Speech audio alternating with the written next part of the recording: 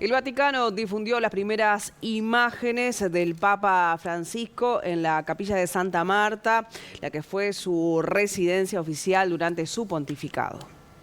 El Santo Padre falleció la pasada jornada a causa de un ictus cerebral y un colapso cardiocirculatorio, según consta en el acta de defunción de su personal de salud. Tras su deceso se dio lugar al procedimiento de sigilio, una antigua tradición vaticana que implica el sellado y resguardo de los aposentos papales, con el fin de proteger la documentación personal del Papa y asegurar una transición ordenada dentro de la Iglesia. Los restos del pontífice fueron vestidos con la sotana blanca y trasladados a la capilla privada papal para el rito de constatación de la muerte y deposición en el ataúd. Tras la oración de los cardenales que acompañaron su reinado, el cuerpo de Francisco, revestido con ornamentos litúrgicos, fue colocado directamente en un ataúd de madera con un revestimiento de zinc, tal como dejó por escrito en 2024. El cuerpo de Francisco será trasladado mañana a las 9 horas local desde la capilla privada de la Basílica de San Pedro, donde los fieles podrán rendirle un homenaje. Según informó el diario Corriere della Sera, el funeral será el sábado 26 de abril. El testamento de Francisco solicita que se prepare un sepulcro con un nicho de la nave lateral de la Capilla Paulina y la Capilla Sforza de la Basílica Papal de Santa María la Mayor. El mismo debe estar a la tierra, sencillo, sin decoración particular y con la única inscripción, Franciscus.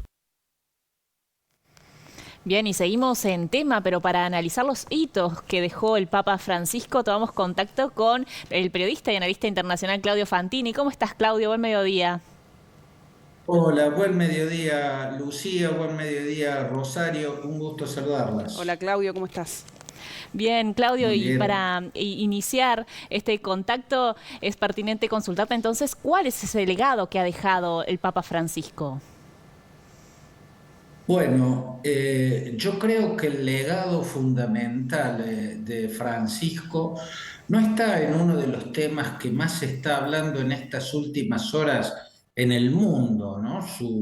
Su rol en la geopolítica mundial. Yo por todos lados me encuentro la pregunta de su aporte en la geopolítica mundial y no estuvo ahí en la parte más rica del legado que deja Francisco. Incluso diría que ahí más vale hubo algunos errores o algunas limitaciones de su capacidad y de sus posibilidades en la actuación. Por ejemplo, en el caso de fallidas de mediaciones como la que hizo en su momento Rodríguez Zapatero mediante, el expresidente español mediante, que es un allegado al régimen chavista, es la mediación fallida que hizo entre el régimen de Maduro y la disidencia.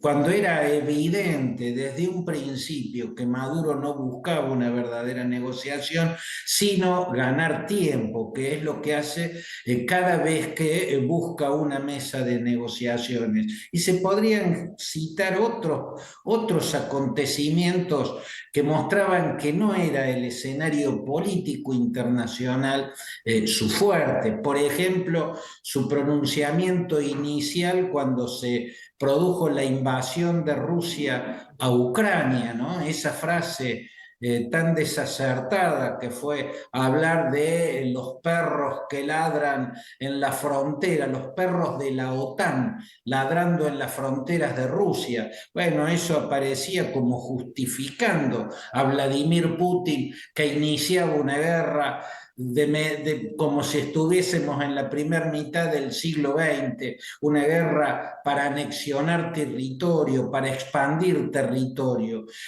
Yo creo que el legado fundamental de Francisco está en su acción eclesiástica, el cambio que él tuvo de lo que había sido el cardenal Bergoglio, el arzobispo Bergoglio, el sacerdote Bergoglio, el seminarista Bergoglio, en lo que fue el Papa, cuando fue a partir de su llegada a la cúpula de la Iglesia Católica en el mundo, se produjo un cambio muy positivo en él. Siempre su rol y su mirada habían sido positivas para la sociedad, pero se agigantó, se amplificó. Hasta ahí el Papa Cardenal, el Bergoglio Cardenal, el Bergoglio Arzobispo, el Bergoglio Sacerdote, era un hombre que por un lado tenía una visión teológica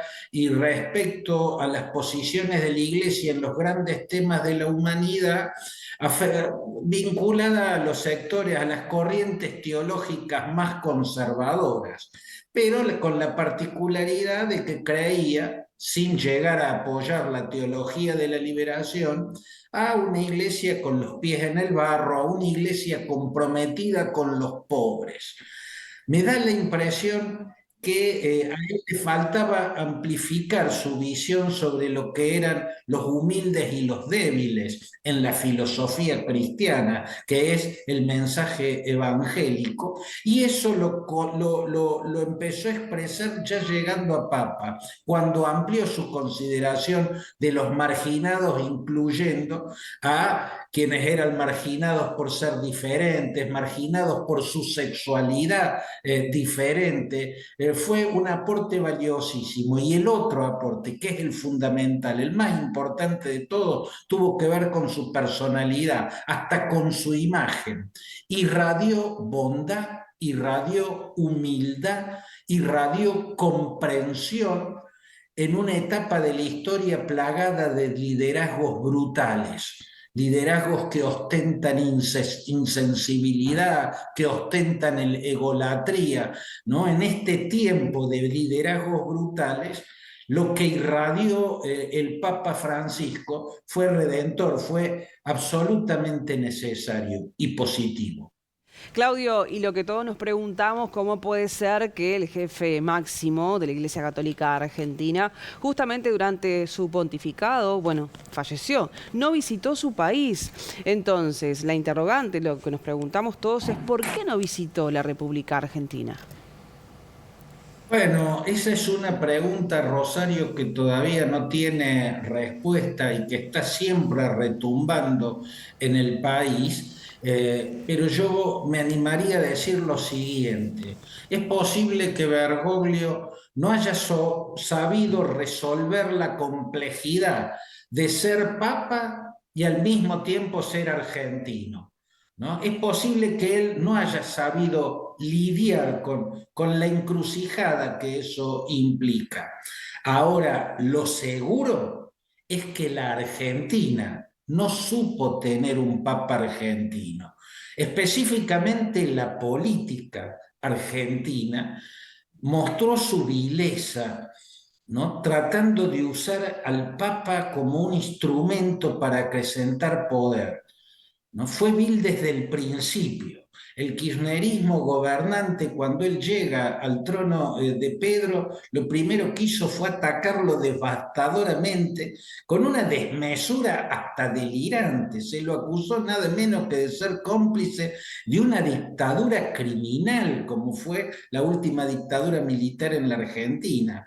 De ahí pasaron a tratarlo como un militante propio, como un objeto del merchandising político del momento. Está esa foto tan triste posando en Santa Marta con una camiseta de la agrupación La Cámpora. Pero también en la otra vereda de la grieta en Argentina hubo una mezquindad, una mediocridad y una vileza, tratando de, con oportunismo, convertir al Papa en munición para bombardear al kirchnerismo, ¿no? Se llegó incluso a la locura que expresó en su momento quien era dirigente político opositor y luego se convirtió en presidente, cuando dijo que el Papa era un enviado del maligno, un representante del maligno, hasta usó esa terminología lefebriana y oscura, ¿no? Para referirse al Papa. A esos niveles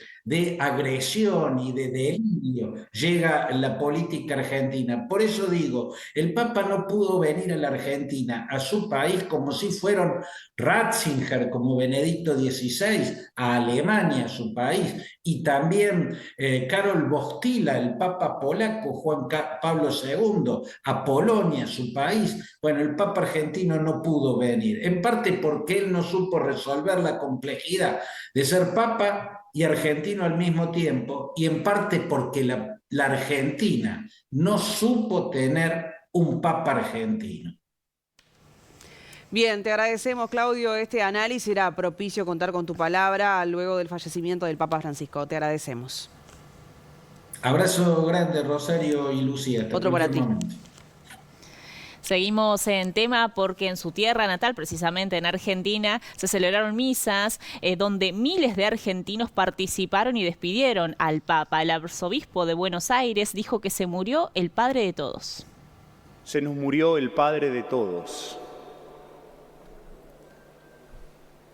El padre de toda la humanidad, que insistió una y mil veces con que en la iglesia debía haber lugar para todos, y repetía con los jóvenes en Portugal en la última Jornada Mundial de la Juventud: para todos, para todos, para todos.